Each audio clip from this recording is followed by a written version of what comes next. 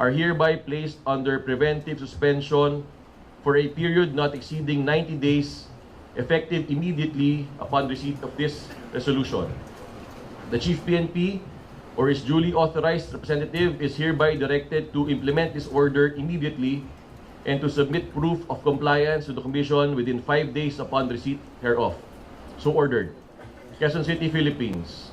Signed, the National Police Commission. Bonito Victor C. Remulla, Secretary DILG, ex officio, Chairperson, NAPOLCOM.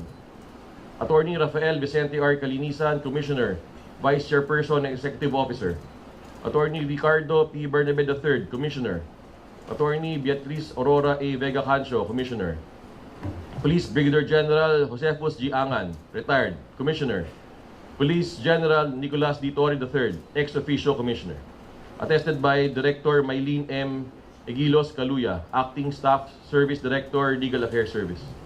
This is also the same for Police Colonel Jacinto Rodriguez Malinaw Jr.